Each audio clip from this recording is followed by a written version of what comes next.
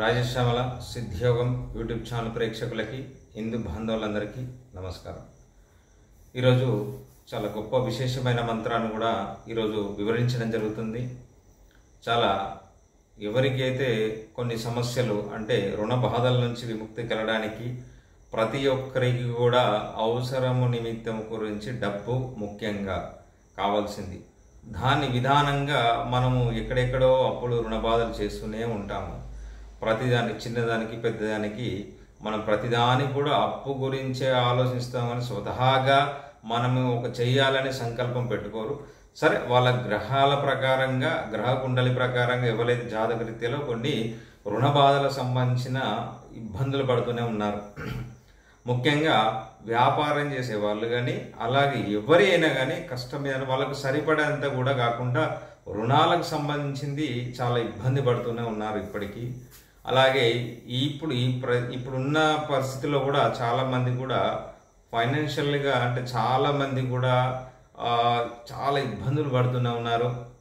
అలాగే వాళ్ళకు సరిపోకపోవడము, ఎవరు ఉద్యోగస్తులు కానీ వాళ్ళకు వచ్చిన శాలరీ కూడా సరిపోకపోవడము, ఖర్చులు ఎక్కువ అవ్వడము ఇలాంటివి జరుగుతున్నాయి. అలాగే దీనికి విధానంగా కొన్ని రెమెడీస్ ఉన్నాయి, కానీ ఆ రెమెడీస్ మీరు పాటించకపోవడం కూడా కొన్ని విధానాలుగా ఉన్నాయి. అలాగే ముఖ్యంగా మీరు గుర్తుంచుకోవాల్సిన ఎవరైనా పర్లేదు, ప్రతి మంగళవారం నాడు ఎవరైతే కానీ మీరు అప్పు తీసుకోకూడదు. అలాగే ప్రతి మంగళవారం కూడా అప్పు గురించి కూడా మీరు ఎప్పుడైనా మీ నోటి నుంచి అప్పు అనే పదము కూడా రాకూడదు.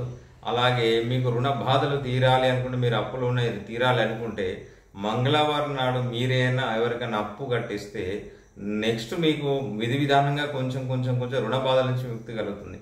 అలాగే వ్యాపారంలో నష్టాలు రావడం, ఇలా రావడము అంటే మనకు అనుకున్న అమౌంట్ కూడా చేతికి రాకపోవడము, ఎంత బిజినెస్ చేసినా కూడా ఎదగలేకపోవడము చాలా మందికి ఇబ్బందిగానే ఉంది.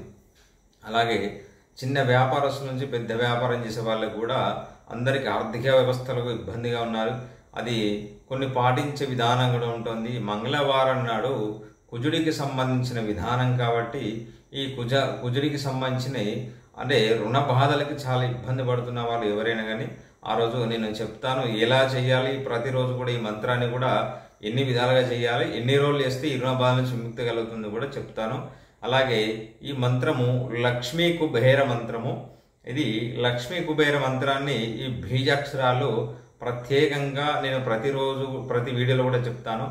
ఏ మూల మంత్రమైనా ఏ బీజాక్షరాలైనా మానసికంగా చేయాలి. అది బహిర్గతం చేయకుండా ఆ మంత్రాన్ని శబ్దాన్ని బయటికి రాకుండా మీరు చేయండి.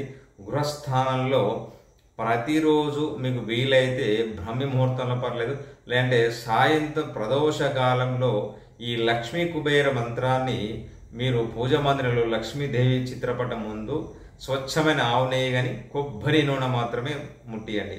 స్వచ్ఛమైన కొబ్బరి నూనె కానీ స్వచ్ఛమైన ఆవు నెయ్యి.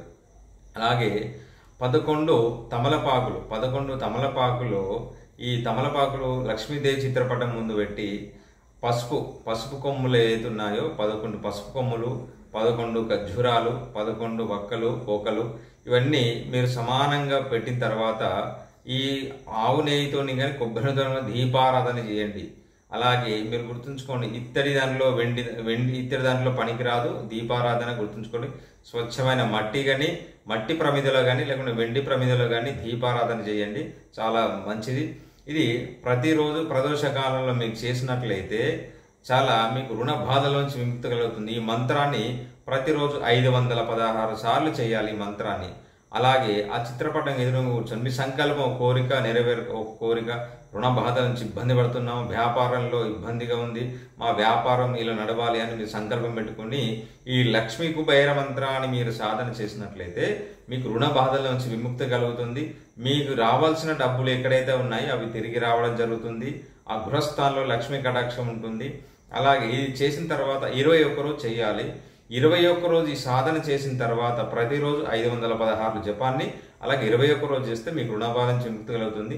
21 రోజు అయిపోయిన తర్వాత కూడా ఎవరికన్నా మీరు దాన ధర్మాలు అంటే దానమేనం చేయడము, అంటే ఎవరికైనా చిన్నపిల్లలకి కానీ లేకుంటే ఎవరైనా యాచకులకు కానీ లేకుంటే దేవాలయం అర్చకులకు కానీ మీరు గురుస్థానం గురువులకు కానీ ఏదన్నా మీరు భోజనానికి సరిపడేంత ఒక పూట భోజనం సరిపడే మీకు దానం చేసినట్లయితే మీకు ఆ రుణబాధల నుంచి, ఆ గురుతత్వాకర్షణ నుంచి, ఆ కుజగ్రహం నుంచి మీకు రుణబాధల నుంచి విముక్తి కలుగుతుంది. అలాగే నేను మంత్రాన్ని చెప్తాను, జాగ్రత్తగా విని శ్రద్ధ విని రాసుకొని పెట్టుకోండి. ఇది లక్ష్మీ కుబేర మంత్రము. చాలా జాగ్రత్తగా ప్రతి ఒక్కరూ చేయండి. వ్యాపారంలో ఉన్న వాళ్ళు చేయండి, ఉద్యోగంలో ఉన్న వాళ్ళు చేయండి, గృహస్థానంలో ఉన్న వాళ్ళు చేయండి. అందరూ చేయాల్సిన మంత్రము ఈరోజు చెప్తాను. జాగ్రత్తగా శ్రద్ధగా విని ఈ మంత్రాన్ని రాసి పెట్టుకోండి. ఓం హ్రీం శ్రీం క్రీం శ్రీం. ఓం హ్రీం శ్రీం క్రీం శ్రీం. ఓం హ్రీం శ్రీం క్రీం శ్రీం. ఈ మంత్రాన్ని ప్రతిరోజు 516 సార్లు ఈ మంత్రాన్ని జపం చేయండి. అలాగే నేను చెప్పిన ఎలా తమలపాకులతో ఎలా ఉందో, తమలపాకులతో వీలు కాకపోయినా పర్లేదు, మీరు స్వచ్ఛమైన ఆవు నెయ్యి కానీ స్వచ్ఛమైన కొబ్బరితో దీపారాధన చేయండి.